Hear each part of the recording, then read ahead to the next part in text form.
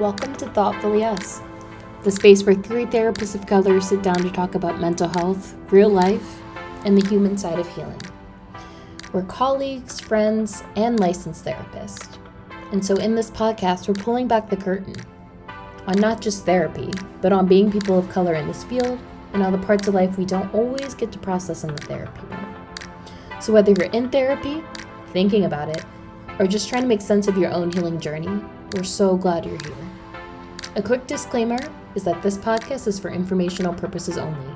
It is not a substitute for therapy, medical advice, or diagnosis. Listening to this podcast does not create a therapeutic relationship with any of the hosts. Tease up for Thoughtfully Us. Hello, everyone. Hello. Maya's drinking water. I am. To our listeners who can't see, the hello came from Morgan and I because Maya was drinking water. Yeah. Round of applause. Who is this changed person? We don't recognize the third co-host. So, what are we talking about today? What is being brought to the table? That makes me think of Red Table Talk, and we're not Red Table Talk, but what are we bringing to the space, I guess? That's what I'll say. Well, we wanted to follow up on our Ask Me Anything from a couple weeks ago. We talked about, somebody asked us about like myths related to therapy, and we listed just a few. And then we had someone respond with a common myth that was really very common and important to talk about. So in that, we asked people if they wanted us to talk more about this in an episode, and we got an overwhelming response for yes. So here it is. Let's get into it. Yay! Well, let's see. The first one, which I like doing actually, is therapists will try to psychoanalyze you outside of session. Or a lot of times like, oh, you're a therapist. What am I thinking right now? Or what am I doing? What can you tell me? That kind of stuff too, which does not happen. I can guarantee you if I am somewhere socially not within the workspace at all, like I am not trying to analyze you. I am not trying to get into your family traumas. I am just not. We are off the clock. Yes, we really prioritize our time off and our self-care, and that includes not psychoanalyzing outside of session.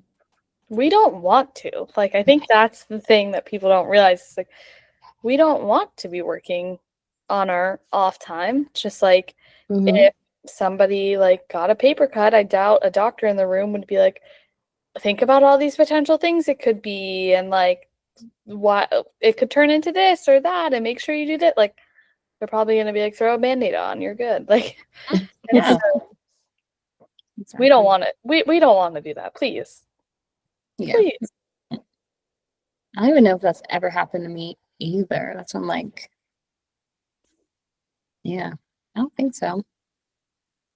Maybe I don't know if I don't think it's happened really to me, but I could maybe see, like, I've heard other therapists, social workers say sometimes it might be at like the grocery store or meet someone for the first time and they get everything, like someone's story, their trauma. Yeah. Someone's crying. Like, I think sometimes we might be approachable or like friendly in certain situations, that it could be that it could turn into more of this like psychoanalysis, but it's not like intentional, I think. Are you thinking about, when you say that, our friend that everybody tells their life story? Yeah. I definitely think it does have, like, I don't know what energy we're giving off, but we have all found each other in those situations where people are asking us, or like confiding in us, but we are not like doing that. Also, like, so that idea minimizes the hell out of like psychology and the practice of psychotherapy. Like, it's not something you can just you're not like doing it. It's not a one-sided thing that you're doing. It's not Right. Mhm. collective thing you're doing with your client. So you're not like secretly doing this manipulative thing behind the scenes that the other person has no idea about. That's just like incorrect. Right. Yeah, I agree. But also, like based off that point, I feel like a lot of us got into the field because maybe someone in our lives told us we're a good listener, or we're like the one people go to for advice, or like you're just nice to talk to, like those kind of things. So I feel like that doesn't go away. So we'll be out and about and we'll meet someone for the first time, and maybe there's something about the way we communicate or respond that people feel comfortable and feel like, oh, I can open up to you, then I just met you. So Yeah. I've noticed too. And that's not to say, I mean, like, we're human, and that's not to say that we don't like see something and think, oh, could it be this? But thinking that and like is very different than the idea of like being analyzed without your consent, which is not something we do or want to do. But I do think it like opens the door for like what you guys are saying of it's hard to turn therapist off. I Yeah. struggle Yeah. with that. Like I struggled a lot initially when I first became a therapist with like communication or like in my family or my friendships or romantic relationship, like knowing like this is the right or like this is the most effective way to communicate, and like right now I don't feel like doing that. And having to take some pressure off myself and be like, okay, yes, I know that, but I'm also a human and I'm going to mess up and I'm going Yeah. to be a human. That's okay. Yeah, exactly. It's a good point. In our relationships, maybe earlier on, there was some therapy like tendencies, but you realize really fast, like, that's not your job.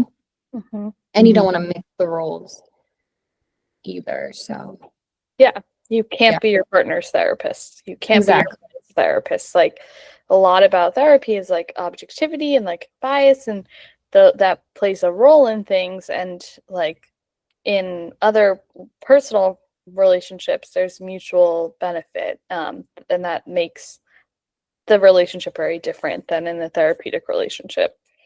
Right. Yeah. And there's ethics against it, no matter what board you're licensed under. Like, you cannot have multiple roles with people. So, no, you can't be your best friend's child's therapist Yep. or your doctor's therapist. Like, we try to limit the roles and the Yeah. ambiguity of it because that's just, it's not healthy, it's not safe, does more Yeah. harm than good. But you'd be surprised the amount of people that try to maneuver around those things. And I guess it depends. Because the argument that always comes up, and maybe it's because I'm in school, so we always have these debates about ethics, is what if you're in a rural town, you have a specific niche, and you're like one of two therapists that can work with this person, but you happen to know them because you go to the same school or have kids at the same school, or it's closer than being like just, I don't know, knowing them from a mutual friend or something like that. So yeah, those things come up, and those are special circumstances. Like, you would have to defend and explain to the board or to someone why you need to work with this person. But in most cases, we don't mix that professionally. So yeah, that was a good myth. I like it. Yeah. It's a good one to start with.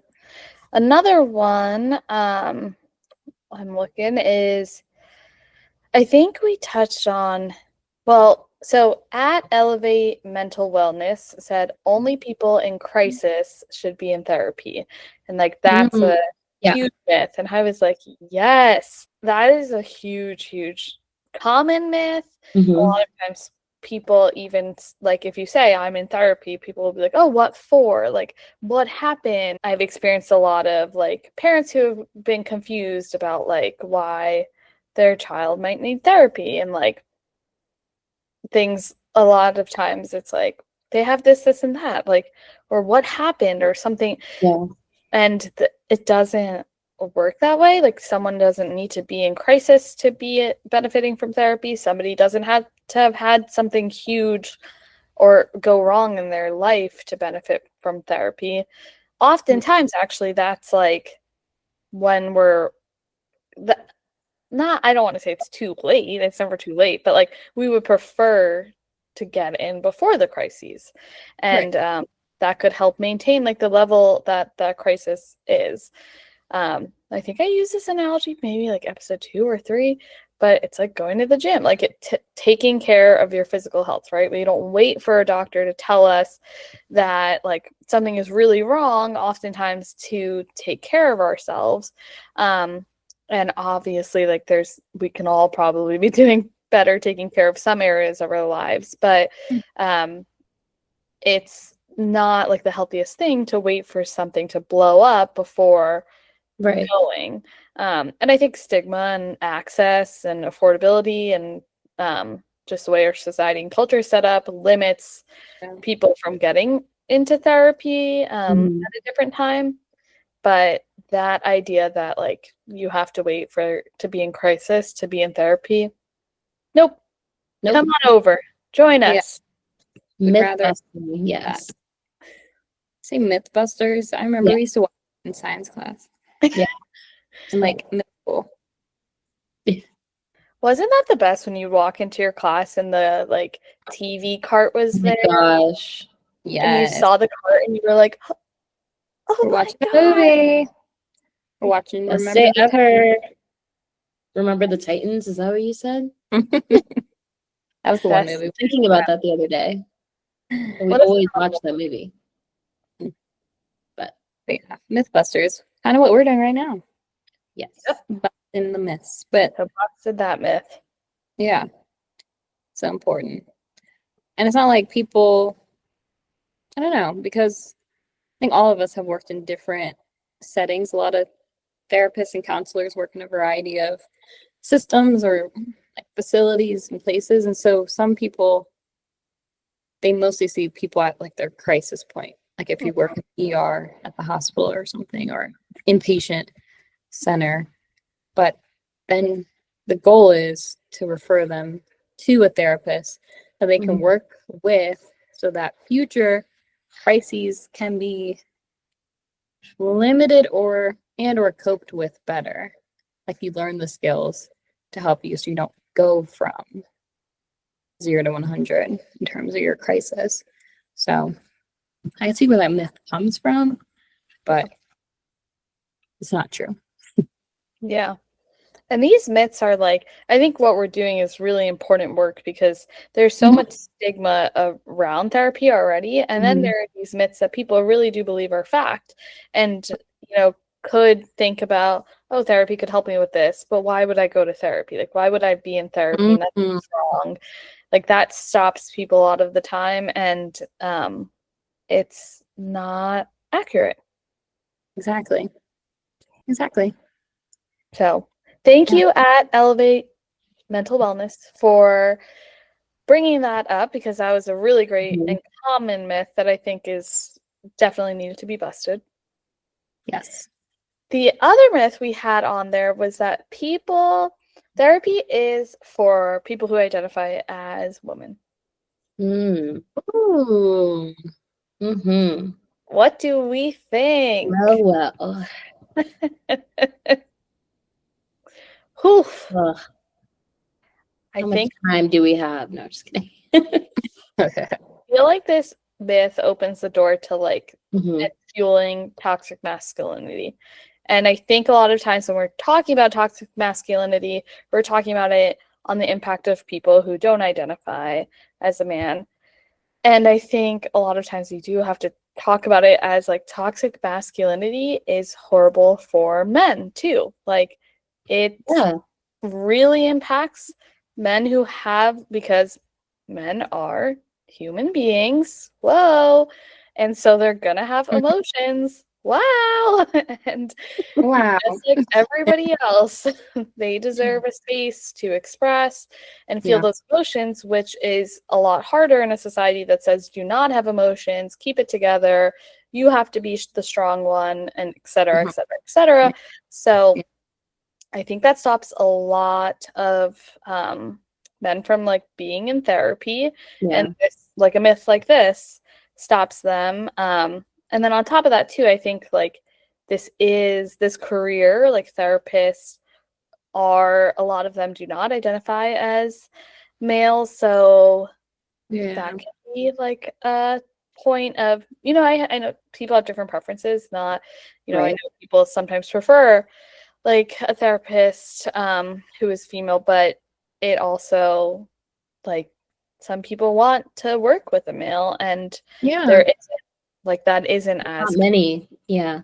although it is changing. Like, I feel like Mhm. when we went to school, and then like now the interns I see every year, there are definitely, it's changing, but I feel like that's that cycle of like this therapist career population plus this myth just really screws. Yeah.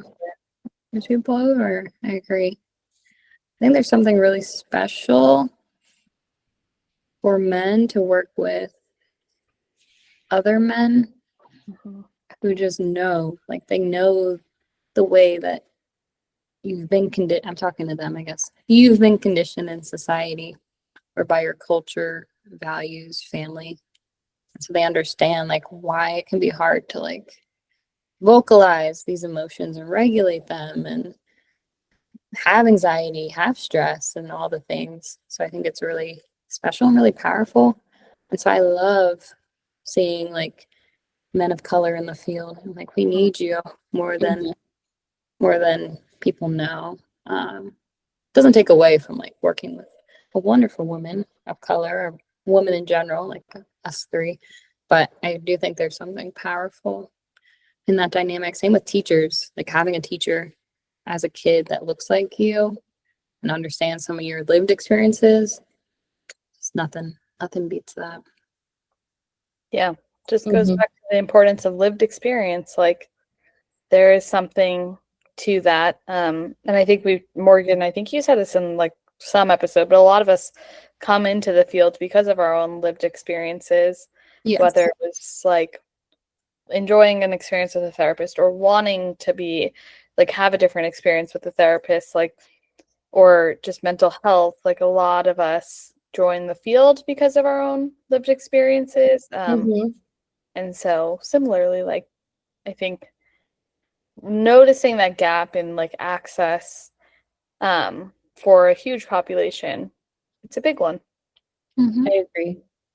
Yeah, I was trying to think too of just kind of the stigma. I was trying to look back of movies, TV, things we saw growing up. I'm trying to see. I couldn't think off the top of my head of any depicted like men in therapy, but they definitely depicted women in therapy too. Aside from And like couples therapy, but the ones that like have men in therapy, I feel like they like end up having like an affair with their therapist, and it's like, this does not happen. Well, Mhm. It happens, but it happens, but it shouldn't be happening. Mm-hmm. And like, that's not, you know, always going to be what happens. So Right. that, I think, also like just makes it almost like fetishizes it and some Mm-hmm. Makes it weird. not feel. It's like that show Shrinking, which I never Which finished season I two. love. Yeah, it's a great show. For those who don't watch, it's about a therapy practice, a group of therapists, and just it's CBT like a or their cognitive. yeah, they're CBT, cognitive behavioral therapists in California, I think, and just explores their lives and their clients and things. And there's a lot of ethical things they do that you were not supposed to or allowed to do. But in that show, you see male therapists, you see male clients, and I think that's been really powerful. But also, I was thinking of This Is Us, the TV show, Mm-hmm. Sterling K. Brown's character, when he is like having his struggles with anxiety and then Yeah. seeks out support and, has the help from his family and loved ones. It's like that was big because you don't really ever see, especially black male. Yeah. It was so vulnerable. Mm. So that for me was big, and that came out a few years ago. Yeah. Oh my gosh. This Is Us. Incredible show. It is. Love Everyone, it. Everyone should watch that show. Like, it's incredibly written. It's just like such a good show. Can't say enough about it. Agreed. Shrinking too. We'll throw out Shrinking in there. Yeah. Because it is fun. It's funny. I have to watch it. I haven't seen it. Yeah. Heartfelt. And Harrison Ford is in it. And we love him. Aya, add that to my list, please. Yes, Yeah. I will. The Aya other has one, oh, my list, yes. TV and movies. Yes. And also, Maya helps manage my TV intake. My partner is always like, when I'm watching something really good, he's like, did Maya show you this? And then last week, finally, he's like, Maya has really good taste in TV. I was like, there we go. Oh, snap. Thank you. How does it feel to be Knob. recognized, Maya, for your I do like it because some people, a lot of my friends, Nelly included, can only watch like one show at a time, which is fine. I get it. Clearly, I have a lot of free time, but I like watching like 5 shows at a time, but they're all kind of like different. So different. It's Like crazy. reality TV is one because it's mindless. Then I have like a comedy, usually a drama, you know, kind of maybe more than one of those. But I like having a lot of shows that I can watch because some I watch on time. So I like wait every week. And then some I'm like watching. And then I have my list of shows to start watching soon. Actually, I just added 3 today. Huh? Yeah. But still Maya, have Severance season 2. yes, Morgan never finished Succession. Oh yeah. And she has Already not know. finished Severance, so we are not talking to her except during this podcast. I know they really only talk to me during the recording of this. Oops, you called us out. Maya, the thing about your strategy is that when you're catching up on a show that like other people are in our friendship are watching, you're slow because you're managing all these other shows. And we want you to catch up so you can talk to us. No. Nellie's first of all talking about like Real Housewives of Beverly Hills, which has like 15 seasons. Yes. And I Yeah. started from the beginning, which is a little cringe to watch because like the early 2000s is actually cringe. It is. So I have that, but like that's when I have my mindless shows or just doing like admin and I just need something in the background. So it just takes me a long time. So No, VPR took you a long time. it did. Like- What's VPR? And Morgan too. I mean, I'm not even going to touch on Morgan because she is like a turtle through these shows. I am. But Maya, I need you to pick less shows so that we can discuss at a faster rate. Well, maybe I will focus on the shows I have instead of filling the opening slot since the Summer I Turned Pretty is over. Oh, perfect. Almost over. There's a rumor that there'll be an extra episode. What? I saw that. And also, I would like to say, I could be caught up on a lot of these shows, but I'm just lazy and I like being on the living room couch where I watch TV, but football is on 4 days a week. Oof. And my TV time is taken. And I could go to a different room in the house, but why would I do that? Fair. Okay. So And you're more of the social media over football and movies, like you like your movies. Mm-hmm. Musicals especially. Mm-hmm. Both of you. you love Broadway, where we belong. So, myth that therapists don't rot all day sometimes. Mm-hmm. Busted. Busted. We try and follow our routines and what we know is best for our mental health. And also, rotting all day sometimes is what's best for our mental health. They don't teach that in grad school. But They that don't. we learned through our lived experiences. That is Yeah. true. They don't Mm-hmm. at all. last myth that we had was on our Instagram, at least, was that therapists simply give advice.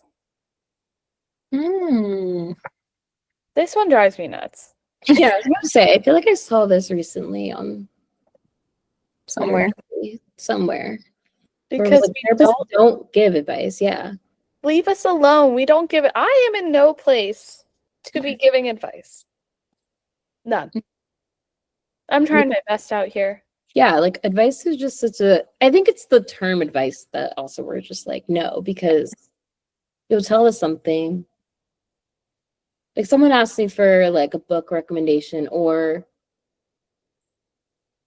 a way to get more organized. Yeah, and then I'm like, oh, that's a recommendation. But like, I wouldn't want them to be like, oh, my therapist gave me this organization advice. Yeah. That's not right. We teach skills Mhm. and tools, but it doesn't mean you have to necessarily only do that one thing. Yeah. We're not. We have like no. So actually, red flag, low-key, is, in my personal opinion, if your therapist is constantly telling you what to do, that's not normal. Not good. Mhm. Because you are the expert of your life, and I'm pointing at the screen because that is a slogan that we heard nonstop in grad school. The client is the expert of their lives, and it's true. Mhm. You know your life, you know the way it works and it runs and what's been helpful, what hasn't. So who are we to tell you what to do or not do? We don't give advice. Yeah. We can't. Can't. It's not appropriate. It's not our role. Mm-hmm. So if you feel like your therapist is always telling you what to do, then that may be something to think about. And like maybe you take it back to your therapist and say, Yeah. I actually don't need that, right? Like that's not what I'm looking for. Yeah. And I think, some people like are more solution focused, and there are some spaces where that like problem solving is the priority, right? Like in inpatient settings or intensive outpatient programs where like we're trying to focus on stabilization, then yes, like we are often problem solving and more solution focused in that way. But it's still not like giving advice. You would be kind of sharing multitude of tools to your client and then seeing what lands with them and like individualizing that to them, like exactly their thing. So we're not giving advice. We don't want to give advice. And I think that's where like that first thing we talked about, where people will be like, tell me what you think. Like I can't tell you what, because that's coming from Nellie. That's not coming from therapist, clinical social worker. That's just Nellie. And that has happened in my sessions before. There have definitely been times where I've been like absolutely floored by something, and I've been like,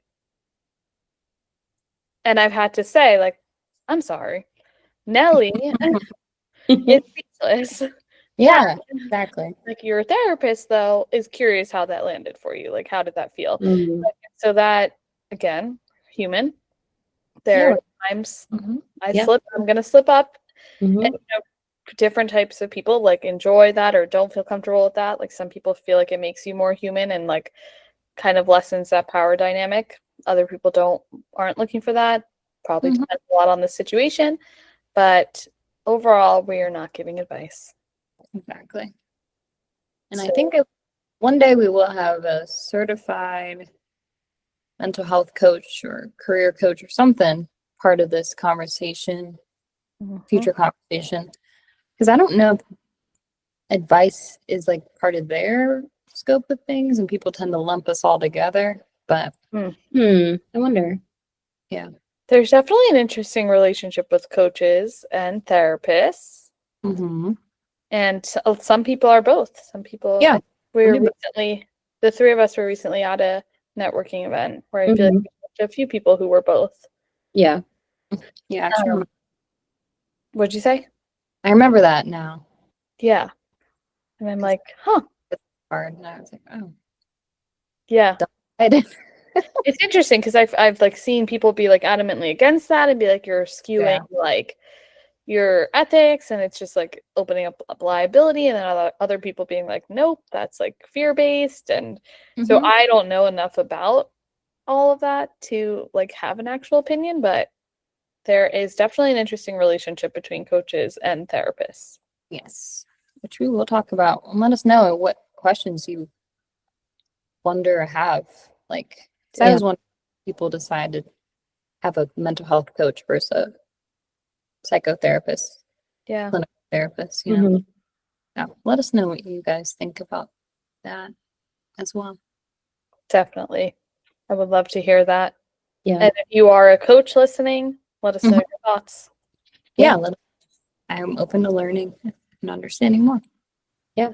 Or any other myths that we either talked about today or that you also consider to be widely known or assumed about the therapy space. Exactly. Yep. I love this topic.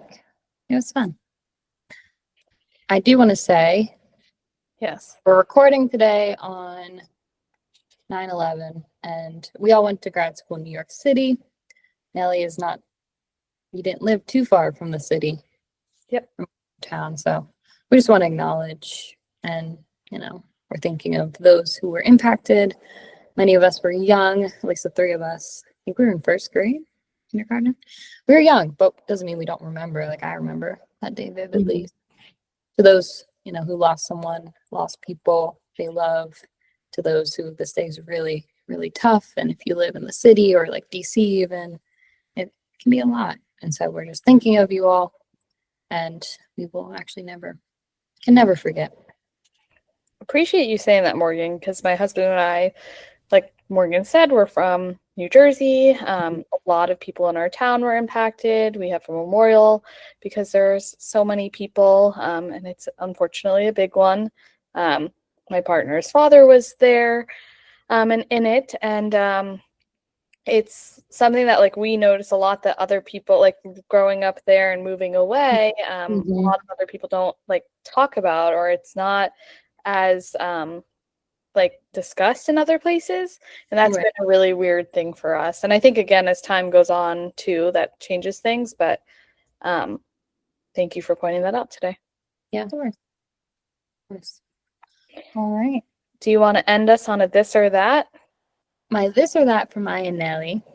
Drum roll. One day we'll get that in the this or that. So I've heard, I keep seeing all these things about sparkling water, just plain water, versus normal water, and which one's better for you, which ones you should have more of. I think in the summertime, sparkling water is a big thing, especially like seltzer water, hard seltzer, things like that. So since Maya is now part of the water club, I was like, let me ask, because now I feel like you can understand. Okay. I would say, I don't know. When I'm at a restaurant, they ask me still or sparkling, I say still. Look at you. But I do love sparkling water. But does she drink it when she... No. Well, that wasn't part of this or that. Guys, one time we were in New York and they were filling up our waters, and we had all had empty glasses, and like the waiter was filling it up, and Maya literally put our hand over the glass and was like, no. And the waiter was like, what? And she was like, no. We're like, Maya, like, you can't even look at the water. You can't even have the glass of water there. So I tell this story, and with a gentle roast, to also highlight your progress, because actually, oh gosh, I said no, but that was because I knew I wasn't going to drink the water, and so I didn't want the waiter to just pour it and then it sit there and be like a dirty cup. But I guess it would have been classified as dirty anyways. What? Anyway, your body needed water probably in that moment as well. For sure. So I would pick still. Sparkling water is like electricity water. Like, it's like spicy water. Like, it's just weird. It's like staticky. I don't, not into it, don't like it. Wow. White Claws and High Noons and such did change me in that way. I did start to appreciate a seltzer, but regular, No. no thanks. Still water all the way. I don't need static in my mouth.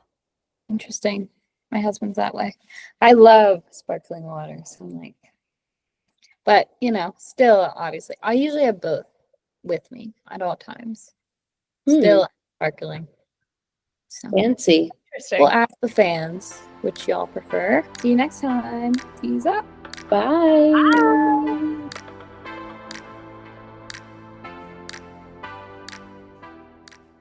Thanks so much for joining us for today's conversation. We hope you felt seen, supported, and maybe even laughed a little along the way. If you enjoyed today's episode, please subscribe to the podcast so you never miss a new one. And we'd love it if you left us a rating or review.